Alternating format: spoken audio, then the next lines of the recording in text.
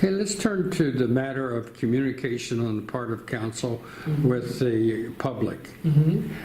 Stark County Political Report has been somewhat critical of North Canton Council because so I'd like your perspective on that. Has the Stark County Political Report been too hard on council, or does have the report made a point and that there needs to be some improvement on communication? So everyone's entitled to their opinion, of course, Marty, so I acknowledge that. I do think, as I mentioned earlier, and I won't rehash it, but that communication broadly is an issue or a concern. I think that we need to do a better job communicating just generally what's going on. We've made some improvements to our meetings, for example, like, telegraphing those further out. And with website improvements, we're going to do a better job of that. Live streaming our meetings, live streaming all the BZA meetings, and a number of the other meetings that take place. Those are all advantages that are there too. I think part of the challenge is that there are some people who really are frustrated about what goes on. And sometimes it's really difficult to communicate with people when they're frustrated. And so I think it's a challenge for all of us to, figure out a way to have those conversations productively.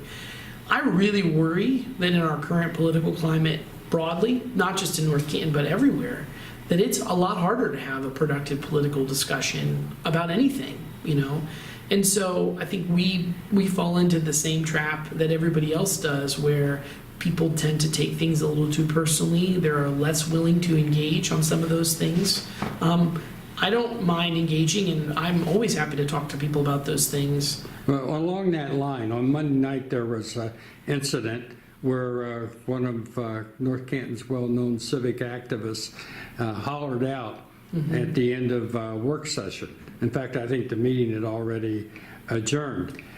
Should there be a role at work sessions, or is that just totally off the chart as far as Dan Griffith's concerned? Well, as I was just referring, I think we have to have discussions that are productive in nature, and I don't think it's productive for anybody to be yelling. It's not productive for me to be yelling. It's not productive for people. Well, I understand that, but should there be, you have the public speaks at regular council meeting. Should there be any input from citizens at the work session? John Snyder, who's running to get back on council, thinks that there has to be more avenues for citizens to have some input.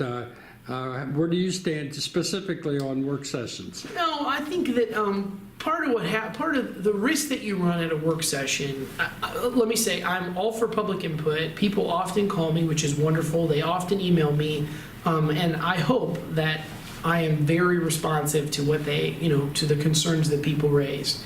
That's one of my goals, and I don't mind engagement, coming here and have the two of us having this discussion. I think that's a big part of what we need to be doing, again, in a productive way that helps.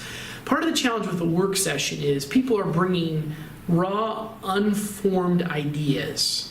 And an example is like the rental rates that came with us. Again, not a topic that's very exciting to talk about, but there were a number of people who had a number of different ideas about the way that we should move forward, what makes sense, what doesn't make sense, and we needed to have a really good discussion about that. So sometimes I think the public input is productive even before that happens, and people find ways to have that discussion. I mean, they call us, or not on the public record sometimes, but just individually or one. But no change in the work session format. But I think part of it is the work session format tends to be a longer meeting because we're having discussions, right, which is good. And I think sometimes that input would be best after we've had a chance to form the idea a little bit more.